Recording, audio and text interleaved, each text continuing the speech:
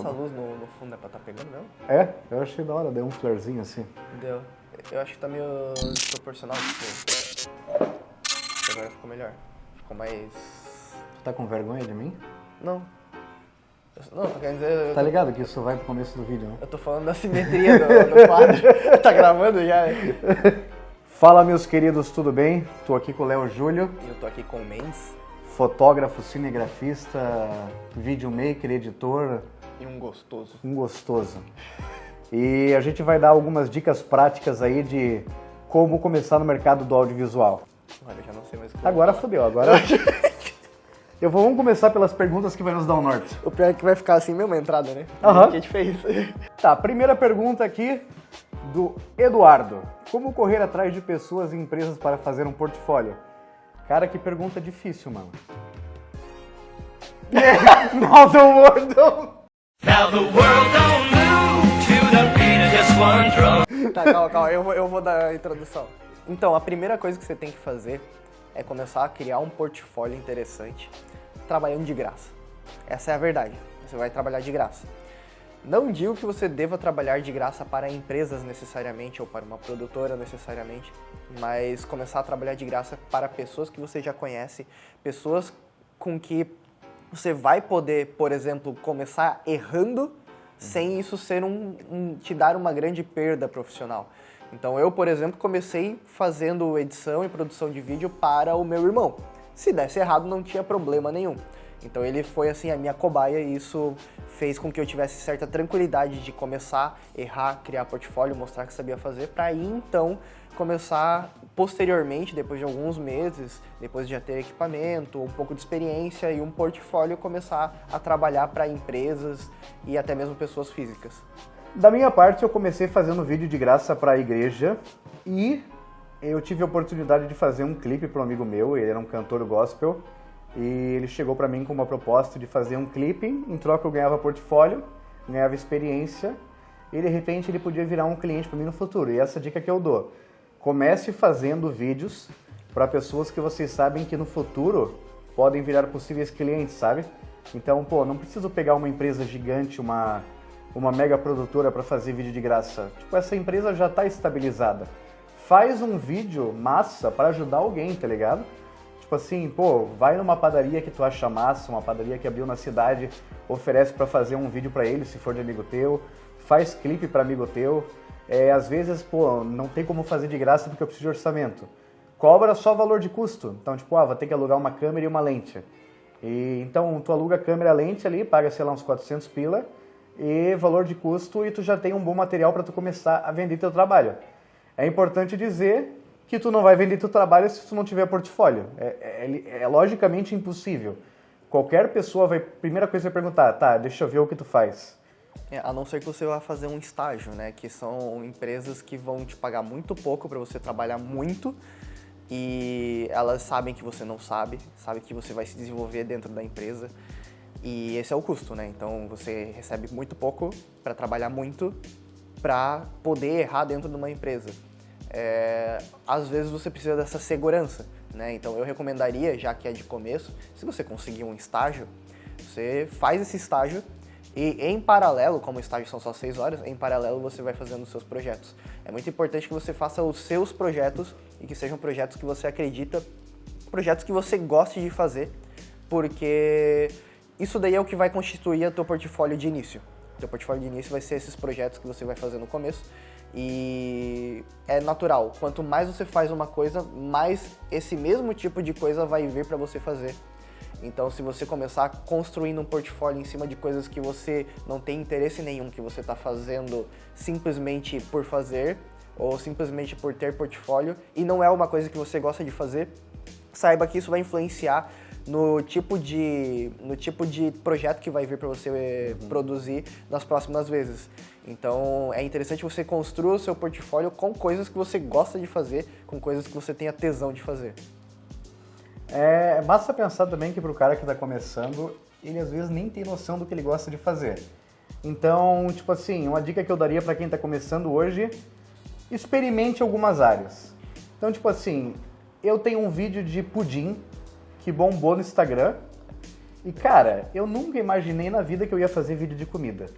Inclusive eu troquei ele pela minha logo, foi praticamente de graça, assim. Tipo, eu tinha uma ideia, eu sabia mais ou menos fazer B-roll, sabia que dava pra encaixar com comida. Já vi o Peter McKinnon fazendo. Grande referência. E juntei ali mais ou menos a ideia do que eu tinha, juntei o desafio e fiz. Então, se desafiar a fazer novas coisas, às vezes vai abrir novas possibilidades pra ti.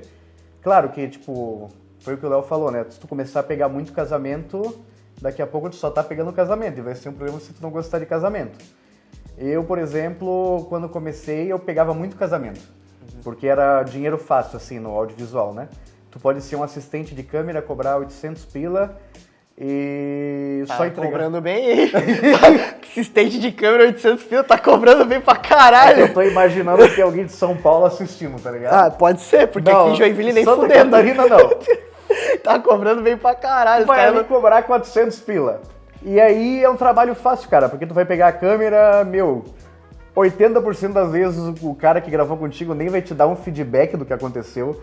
Ele vai usar, tipo, 3, 4 imagens tuas, isso aconteceu direto comigo, sim. assim. Aí, tipo assim, é dinheiro fácil. E nisso tu não vai aprender muito, tu não vai nem ter um feedback de como tá o teu trabalho, às vezes as imagens não vão ser usadas. Então, fuja dessa armadilha. até porque tem muito filmmaker aí que literalmente é o cara de apertar um botão, né?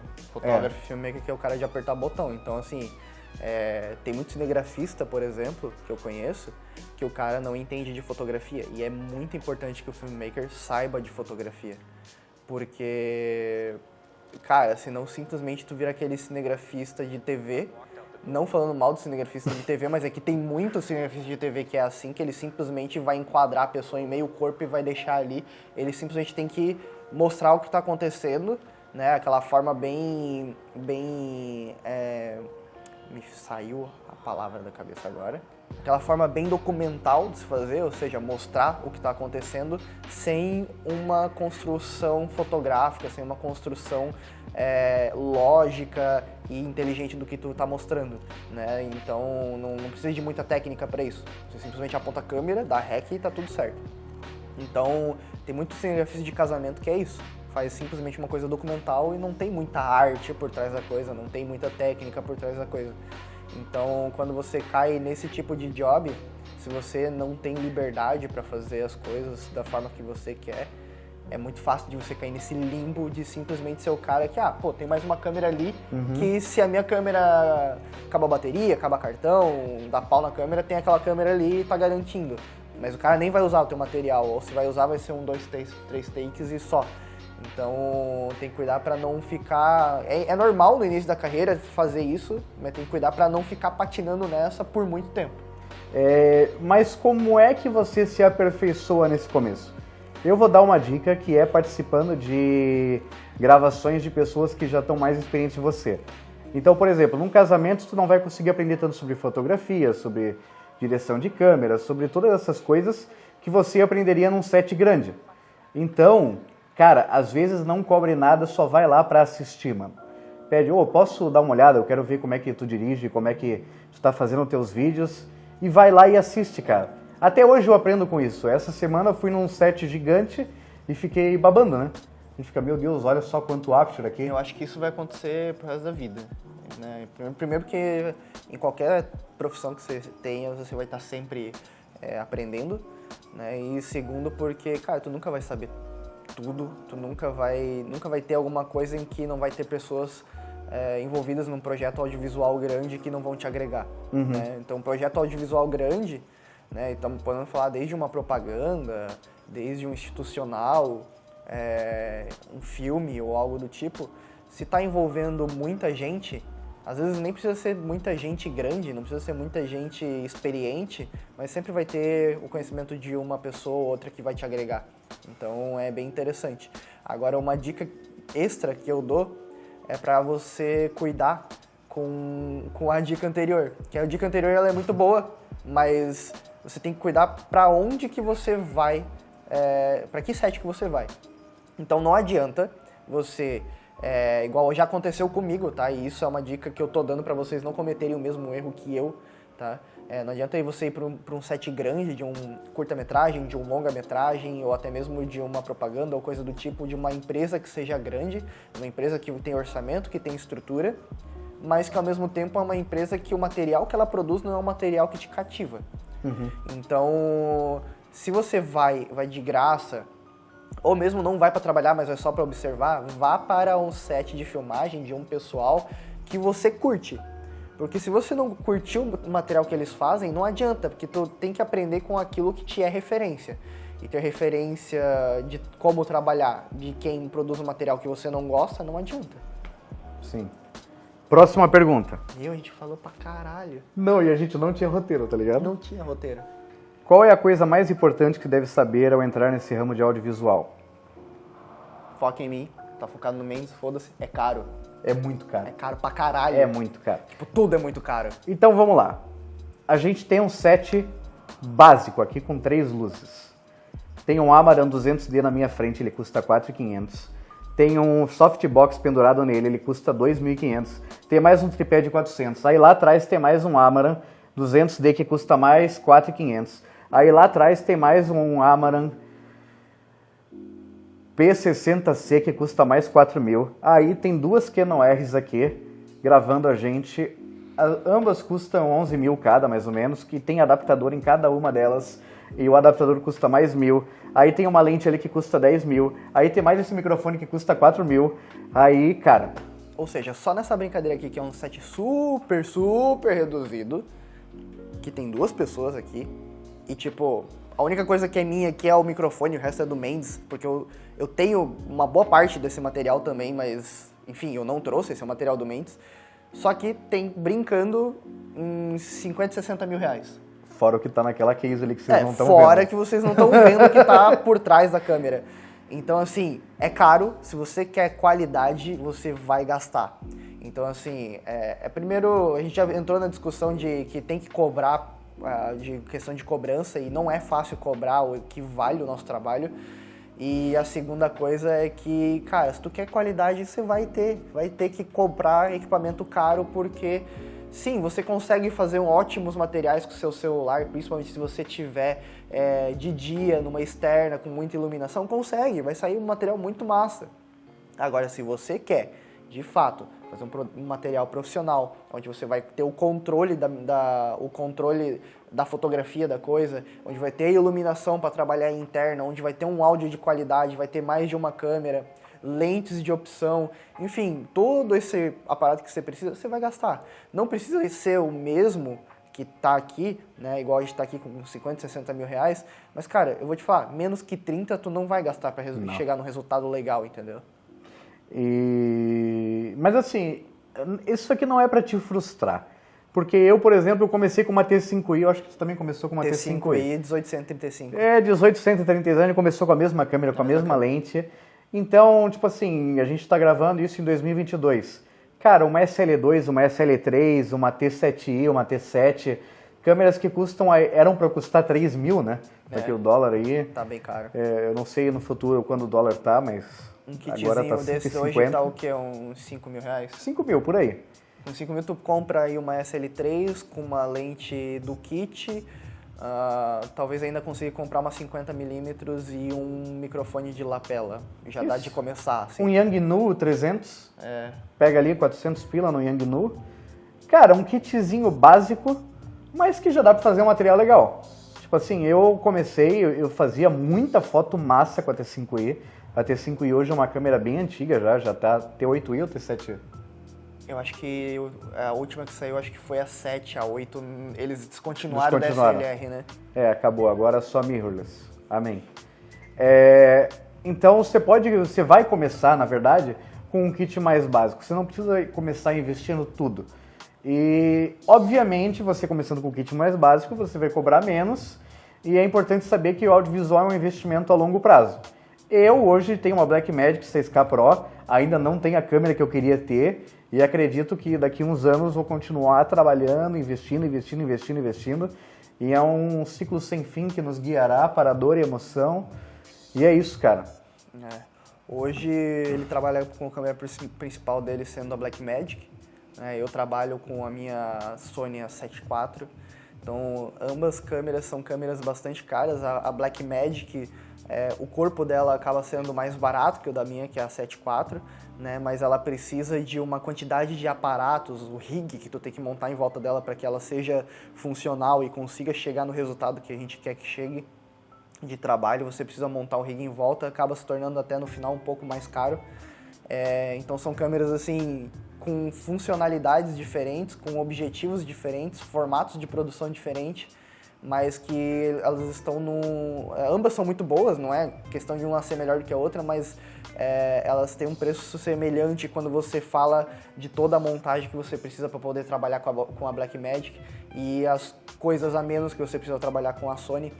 E, cara, mesmo assim, a gente tá falando de valores bastante altos, assim. A gente tá falando só de câmera, estamos falando de brincando aí 20, 25 mil reais. E fora o set de lentes que, se você for pegar o meu set de lentes, aí estamos falando de uns 30 mil reais. E o do Mendes também deve estar variando nessa linha. Então... realmente é um investimento de longo prazo, são valores bastante altos, mas se você quer qualidade, não tem jeito, não dá de fugir. Não tem como começar com tudo isso, mas você tem que objetivar cada vez ficar melhor e, cara, equipamento não vai te trazer qualidade só por você ter equipamento, mas se você for um cara bom e souber utilizar equipamento, se você tiver um material melhor, recursos melhores, você vai chegar no resultado melhor. Não tem discussão sobre esse tipo de coisa. E obviamente que se eu pegar qualquer um do equipamento que está aqui, nossas câmeras, e der para você que está começando agora, vai ficar uma bosta, porque você não sabe usar. Então aproveita o equipamento que você tem no momento. Você vai comprar uma SL3, por exemplo, cara, pega essa câmera e tira até tu dizer que não tem mais como sair imagem dela. Nossa, agora eu preciso de Dynamic Range, agora eu não tenho mais ISO, agora eu não consigo mais trabalhar com essa imagem. Você tem que tirar até você dizer chega, vou passar essa câmera para frente porque eu preciso de uma câmera superior. Enquanto você não chegar nesse nível, não troca de câmera, cara. A sua câmera ainda te serve. Pô, quando é que eu vou dizer que uma Blackmagic vai estar, chega pra mim? Pô, eu vou ter que ir pra uma Arri. Provavelmente nunca. Eu vou ter que ir pra uma Red, cara. Chega, mano. Exatamente. Eu digo a mesma coisa pro meu formato de produção, né? Que é diferente do formato de produção do Mendes. Cara, a 7 IV é muito improvável que nos próximos 5 anos eu diga que ela não me atende bem. É muito improvável. Se a 7 III já atendia? Exatamente. A câmera anterior que eu tinha era a 7 III, já atendia muito bem. A 7 IV atende melhor ainda, eu não sinto nenhuma falta nela, mas é óbvio que se tu objetiva a estar cada vez melhor, o teu equipamento tem que evoluir junto. Então, assim, como o Mendes disse, você vai trocar de câmera no momento em que aquela câmera, ela literalmente estiver sendo o gargalo do teu processo. Isso. Ou seja, aonde ela é que não está te permitindo chegar no resultado melhor. Antes disso, tu vai ter tranquilamente aí lentes para você comprar, que lente vai mandar muito mais na qualidade de imagem do que a câmera. Vai ter aí iluminação, qualidade de áudio, cara, qualidade de áudio. Áudio manda muito mais do que vídeo, você precisa de um áudio de qualidade.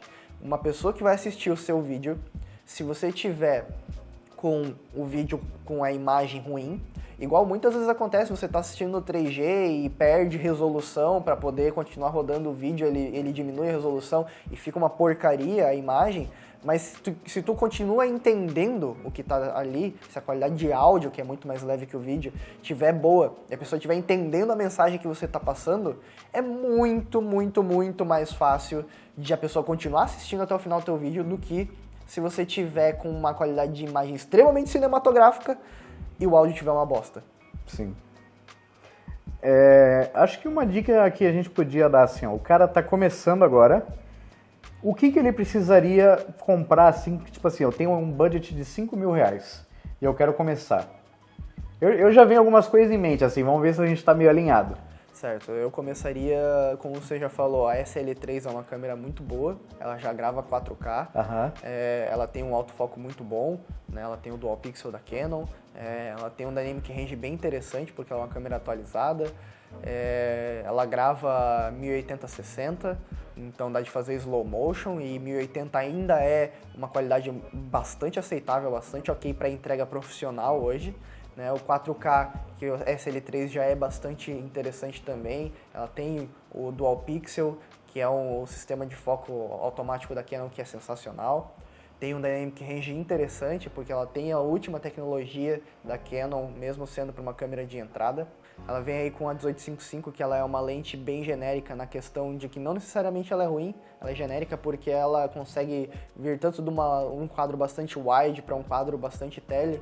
Então, ela vai te atender em todas as situações, desde que você tenha uma iluminação decente, ela vai te entregar um resultado bom. Ela depende de uma iluminação decente, porque é uma lente bastante escura e com abertura variável, que não é interessante de se trabalhar, mas dentro do orçamento de 5.000 é o que é possível. E todo mundo costuma falar de pegar 50mm 1.8. Eu pegaria, mas antes da 50mm 1.8, como ela é uma câmera crop, eu pegaria uma 35mm f2, como tem da Yongnuo. Ela já é uma lente full frame, inclusive, mas uma 35mm ela vai te dar um enquadramento equivalente a mais ou menos de uma 50mm numa full frame, o que é um enquadramento bastante interessante que você consegue utilizar com bastante, para bastante situações diferentes, e ela já tem uma abertura bem melhor, e ela vai também ter uma nitidez e uma qualidade de imagem melhor do que a da 1855, mesmo sendo uma lente barata da Yongnuo. E eu iria também para um kitzinho de lapela, né? Eu com certeza teria um kitzinho de lapela, pode ser uma lapela com fio, né? Dentro dos 5.000 é o que acho que é possível de se pegar, uma lapela com fio. Poderia ser um boia mesmo, que tem um cabo de 3 metros, então tu consegue botar a pessoa longe da câmera e ainda assim tá conectado direto na câmera esse microfone. E com 5.000 não daria de ir muito além disso. Talvez eu colocaria uns R$1.000 a mais. Vamos botar 1.000 a mais. Colocaria uns R$1.000 a mais aí para tu conseguir ter pelo menos um kitzinho de softbox fluorescente para conseguir fazer vídeos internos com uma iluminação decente. Maneiro. O que você faria com 5, 6 mil reais? Eu acho que eu pegaria 2 Yongnuo 300 no lugar do softbox, porque eu acho ele muito versátil. Eu tive ele, você pode botar ele praticamente em qualquer lugar, ele vem com umas... Como é que é o nome? Matchbox. Não matchbox, é umas bandanas. Barn door. Vem com isso aí, o bar door. Você pode plugar ele na tomada, você pode usar ele com bateria NP. Leve, barato, compacto. Ele é dual color, né? Ele faz, ele é 3.200, 5.600, eu acho. Exatamente. Ele é quente-frio, né? Quente-frio. Eu talvez pegaria um Zoom H1. Eu acho que gravador é muito importante, assim, ó. Tanto para ter áudio de backup, tanto para pegar ambiência. Então, às vezes eu quero gravar um som de rua, quero gravar quero botar o seu gravador perto de ti, quero fazer como se fosse um microfone, ou plugar uma lapela nele para ter um áudio em wave. Acho que um gravadorzinho, um Zoom H1 deve ser uns 700 por aí. Talvez até menos. E ele é bem top, cara. Eu já tive um. E SL3, padrão, mesma história. Por que 2 luzes? Nós dois falamos de 2 luzes. Sim. É massa pensar que a iluminação é feita por uma key light, que é a luz principal. A nossa tá aqui, por exemplo. A nossa tá nos iluminando. E uma backlight e uma fill light, na verdade são 3. A gente tá aqui com uma key light e uma backlight lá atrás, aqui, que ela tá fazendo uma luz de contorno, você pode ver que tá um branco aqui ao redor da gente. O ideal era ter uma fill light aqui do lado, que estaria eliminando um pouco essa sombra dura que tem aqui no rosto do Léo, por exemplo. Acho que o meu não tem tanto. Ele tá pegando mais em mim aqui. Mas com 2 luzes você já faz a key light, a backlight, ou a key light, a fill light. Você já tem uma iluminação muito top, cara, se você souber usar. E você pode trabalhar com difusores, por exemplo. Pega aquele difusor em bola, você desenrola ele fica gigante. Você bota na frente daquilo, você já tem uma luz de cinema praticamente. Sim, aqui a gente poderia, por exemplo, ter colocado uma terceira luz aqui, né? Ou então poderia ter colocado um rebatedor. A gente optou por não fazer por uma escolha puramente criativa, né? Mas ter a terceira luz seria bastante interessante. Vamos regravar? Essa parte? Não, tô zoando. Caralho. Com a luz, tá ligado? Tira tudo, a última hora de gravação, vamos botar mais uma luz aqui. Pega lá, Mendes, pega lá a terceira luz. Tá, massa a parada do kit. E o que mais? Você falou da luz, falou do áudio, faltou câmera e lente, né? Eu acabei esquecendo de falar de tripé também, mas você pode falar. Cara, assim, pro uma SL3, tu não precisa ter um tripé com uma cabeça hidráulica, sabe? Gastar, até porque senão você vai estourar seu orçamento. Era o ideal? Era. Vou falar a verdade que era o ideal. Porque assim, um tripé faz toda a diferença no seu trabalho. Mas pra você que tá começando, que o tripé é mais uma coisa pra estabilizar a câmera e deixar ela paradinha, você pode comprar um tripé de R$200 no Mercado Livre, de alumínio, assim. Funciona bem. Ele vai quebrar em menos de um ano? Vai, mas funciona bem. Mas pra início funciona. E no futuro você pode investir num tripé melhor. Eu acho que, tripé, eu já tive vários na vida e é uma das coisas principais assim que você precisa. E mais de um também. O Léo comprou um agora que é maior que a casa dele. E câmera e lente, o que você faria? O que você escolheria? Eu pegaria uma SL3. Certo, mesma e câmera. Provavelmente uma 24mm Pancake. É uma boa lente também. Eu gosto muito dessa lente, eu dei uma pra minha namorada. Ela é 2.8, né? 2.8. Ela, tipo assim, você vai ter praticamente o equivalência de uma 35mm na crop ali. É uma lente ideal para você fazer o que a gente está fazendo agora, botar uma câmera num tripé e ter uma conversa de duas pessoas com fundo levemente desfocado. Essa aqui está gravando a gente agora uma 25mm, mas ela está numa crop, então ela está uma 35, então você teria um plano muito parecido. Com esse, aliás, né? é 25 parecido. e 24 no crop, mesma Quase coisa. a mesma coisa. Uhum. E, enfim, essa lente é muito legal, ela tem uns probleminhas, na minha opinião, tipo, ela é STM, aqui não vive pagando pau do motor STM dela, mas eu acho uma porcaria. Ele é mais barulhento que o SM e não tem hard stop de foco. Para se focar, você tem que apertar no botão do shutter, enfim, coisas da Canon. Então, tanto o kit que o Mendes falou quanto o meu, ambos funcionariam, acho que para os mesmos casos, tem um pouquinho de diferença, então, de uma lapela diretamente na câmera, isso facilitaria o teu workflow, né, na questão de edição que o áudio já viria sincronizado, na questão de utilizar uma lapela com um gravador externo, você teria uma qualidade de áudio melhor, mas teria esse trabalho a mais de ter que sincronizar o áudio depois. Falando de luz, você utilizar o LED é uma tecnologia mais nova, é uma tecnologia que ela consome menos energia, que esquenta menos, é uma tecnologia que ela é menor, mais leve, tem a regulagem de potência e temperatura de cor, o que é muito interessante, mas ele é muito mais caro do que um kit de softbox. Então ele falou do Yongnuo 300, que eu acho que é o mais barato da Yongnuo, falando de painel de LED de externo à câmera. 300 pila, né? Enquanto com R$1.000 você compra 3 pontos de luz com luz fluorescente que vão te dar, cada um deles vai te dar 5, 6, 7 vezes a potência de luz que tem o Yongnuo 300. Mas, obviamente, é um negócio que é muito maior, é um baita de um trambolho, é um negócio muito mais pesado, mais difícil de lidar, não tem regulagem de temperatura de cor e de potência de luz. Então, tudo depende de qual que é o workflow que você precisa ter. Isso a gente está falando dentro de um orçamento fechado, que é R$5, R$6 mil. Né? E a lente também é ambas as lentes resolveriam bem a tua situação, tudo depende de se você precisa de mais wide ou mais fechado. E isso é uma escolha criativa, então ambos os kits atenderiam muito bem, até a gente acabou escolhendo a mesma câmera. Eu acho que hoje, para quem está começando, a SL3 é o que era a T5i na época que a gente começou. Não, e melhorada, né? E melhorada. Porque, meu Deus, ainda tem Wi-Fi, cara. Que eu não imaginava que ia ter Wi-Fi numa câmera um dia. E um autofoco confiável, né? Meu autofoco confiável. Exatamente. Para quem veio da 6D, então... Foca em mim. Foca em mim. Aquela ali é lente de cinema, ela não foca. Porra. Canon não foca. Canon não foca. Viu como demorou pra focar aqui? Canon não foca. Não tenho orçamento. Vou ter daqui a um tempo. Como é que eu me preparo? Cara, no meu caso, o que eu fiz pra começar sem orçamento, na época eu tava trabalhando com outra coisa.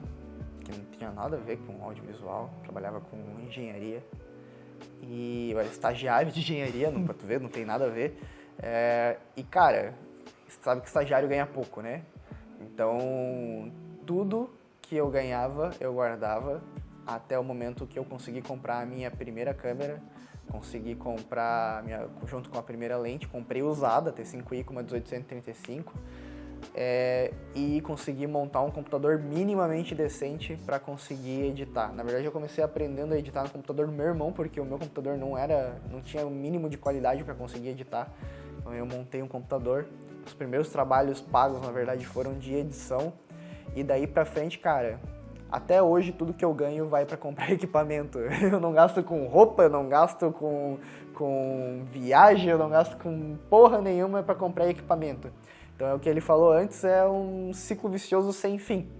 Mas, cada vez mais eu tenho ganhado mais. E tenho comprado equipamentos melhores. Então, assim, conforme eu vou melhorando o meu setup, hoje eu já fiz as contas, eu tenho mais de 100 mil reais em equipamento, o meu valor de trabalho também tem aumentado bastante. Então, no começo, para eu conseguir R$1.000 por mês, era um sofrimento muito grande.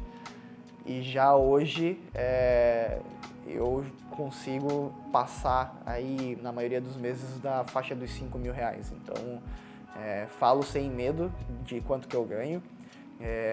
Tem meses que são melhores, meses que são piores. Já cheguei a ganhar aí próximo dos R$10.000 no mesmo mês. E conforme eu vou evoluindo tanto em qualidade de técnica quanto em equipamento, porque não adianta tu evoluir só a técnica e aí o teu equipamento não acompanhar, eu consigo cobrar mais e ganhar mais. Então, isso foi um processo aí de 5 anos até então, e vai ser um processo que vai continuar aí pelo menos pelas próximas décadas, porque eu pretendo evoluir sempre e o quanto antes, de forma planejada, abrir a minha produtora. Eu tenho a produtora de CNPJ hoje, enfim, mas é um negócio mais individual. Eu pretendo abrir uma estrutura de produtora o quanto antes. Mas esse quanto antes, obviamente, sendo feito de forma planejada e não a la caralha, né? A la caralha. A la caralha não dá, porque aí o cara tá pedindo pra fazer um investimento numa estrutura que vai falir. Então eu tô me planejando, criando estrutura, comprando equipamento para conseguir abrir uma produtora da forma correta. Essa que é a ideia, né? Então é um plano de longo prazo, cara. É um plano de bastante longo prazo, assim. Não vai, se tu pegar e querer falar assim, não, pô, então precisa de orçamento para comprar equipamento para conseguir abrir uma produtora. Aí tu vai lá e faz o financiamento no banco de 150, 200 mil. Cara, e se junta com mais um ou dois aí que tu conhece que estão querendo aprender, né? Não nem trabalham na área, estão querendo aprender a trabalhar na área. Eu nem cogitei que alguém faria isso, cara. Cara, e tem gente que faz. Se tu cogitou em fazer isso, tem irmão, gente que faz, sai cara. desse vídeo e dá um dislike, velho. Mano, porque, velho, na boa, pedir pra se fuder, entendeu? Né? Então, como eu falei, eu quero abrir uma produtora de forma estruturada. Eu tenho uma produtora hoje, mas eu quero estruturar uma produtora como vocês pensam em uma produtora tradicional, que tem um espaço, que tem estúdio, que tem, enfim, que trabalham somente com projetos grandes. Mas não adianta tu fazer isso enquanto você não tiver uma cartela de clientes interessante, enquanto você não tiver estrutura o suficiente, e você querer fazer um financiamento para fazer uma estrutura sem ter a base antes disso, é um tiro no pé, porque você vai abrir uma puta de uma estrutura que vai te ter um custo mensal muito grande, e se você não conseguir rapidamente remunerar isso, cara, todo mês dinheiro saindo e quase nada entrando, é pedir para dar errado. Então, realmente, sim, faça em plano de longo prazo. Não invente de fazer um investimento gigantesco sem você ter a plena certeza de que vai dar certo. Fechou, espero que a gente tenha respondido algumas perguntas que vocês têm aí. Espero que você tenha aprendido alguma coisa nesse vídeo. Deixa o like, comenta aí se ficou até o final. Comenta Bob Esponja. Eu vou esquecer disso. Eu também. Bob Esponja. Beleza? Fechou. Valeu, até mais. Valeu. Porra, ficou bom esse vídeo, né? Eu acho que ficou porque tem conteúdo, né? Porra, tem conteúdo pra caralho. Eu quero ver tu editar essa merda.